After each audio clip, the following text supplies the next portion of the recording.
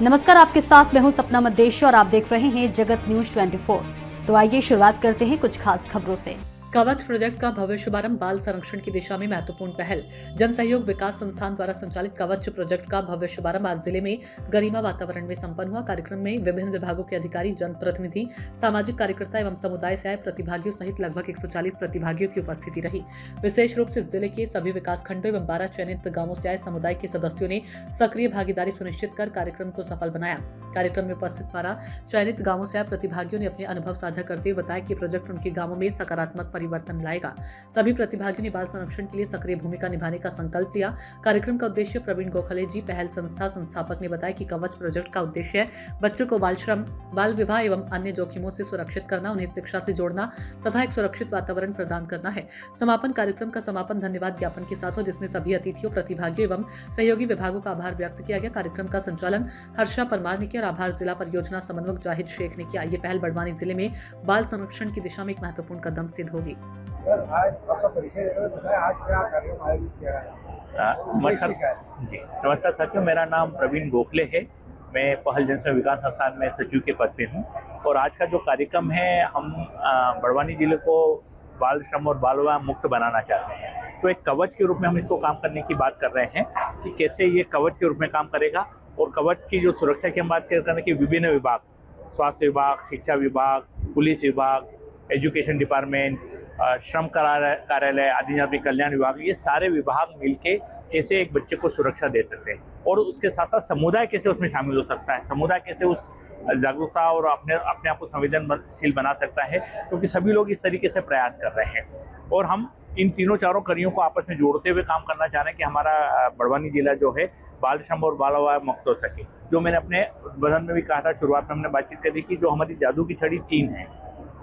जब हम ग्रामीण स्तर पर हम चीज़ों को देखते हैं कि पंच, सरपंच और हमारी आंगनवाड़ी कार्यकर्ता और आशा, तो ये सारी चीज़ों को वहाँ बदलाव लाने की बातचीत कर रहे हैं।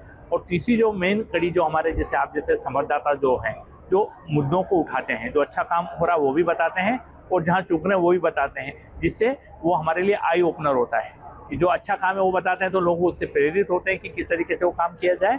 और कुछ कमी पेशी रह जाती है वो अगर आप उजागर करते हैं, बातचीत करते हैं, तो प्रशासन, शासन उसके ऊपर बातचीत कर पाता है। तो ये पूरा जो सुरक्षा कवच है वो हम बच्चों को देना चाहते हैं कि हमारा कोई भी बच्चा बाल श्रम में ना आए और बाल विवाह से दूर रहे। जी जी, इसमें हम 3 तरह के चीज़ों को लेके काम करते हैं कि ग्राम स्तर पे काम होगा, ग्राम स्तर से हम ब्लॉक स्तर पे काम करेंगे, ब्लॉक स्तर पे जिला स्तर पे चीज़ों को देखेंगे और तीनों ही डिपार्टमेंट और तीनों ही जियो रेंजर्स के पदाधिकारी को हम लोग प्रशिक्षण देने का काम करेंगे, जिससे कि वो इस ज्वलंत मुद्दे को दूर कर सकें। बिल्कुल, शासन का भरपूर सहयोग मिलता है। उनके जो अधिकारी लोग होते हैं, कई बार बच्चों के एडमिशन की दिक्कत आती है, कभी हम बाल विवाह के केस हम उनको बताते हैं तो वो बाकायदा उसमें त्वरित कार्रवाई करते हैं कि वो तुरंत बीट प्रभारी को बोलेंगे या वहाँ का जो स्थानीय कर्मचारी उसको कहेंगे कि भाई इसके बारे में पूरी आप जानकारी लो और चीज़ों को देखें, वो और बिल्कुल संज्ञान लेते हैं। हालत आएगी बच्चों के लिए, खास करके जो शिक्षा की जो बातचीत हम चीज़ों को देख रहे हैं कि ये सिर्फ एक बच्चे की मजदूरी करने का वाला मामला नहीं है, 100 रुपये की उसको मजदूरी या 200 रुपये मजदूरी है, वो नहीं है।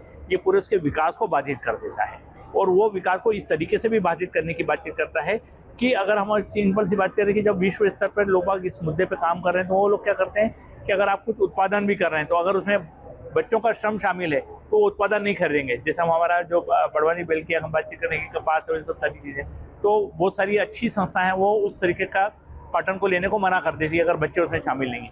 तो वो हमारी जीडीपी को और हमारी गरीबी को और बढ़ाएगा। तो हम इन बच्चों को कैसे उस दूर से रख सके, तो उससे 2 फायदे होंगे कि हमारी जीडीपी भी बढ़ेगी और साथ में हमारे बच्चे बाल श्रम में और बाल विवाह में नहीं फंसेंगे और वो शिक्षा के साथ जोड़ के अपना विकास कर पाएंगे। ऐसे ही अपडेट्स के लिए देखते रहें जगत न्यूज 24 और हाँ, हमारे चैनल को लाइक, शेयर और सब्सक्राइब करना बिल्कुल ना भूलें।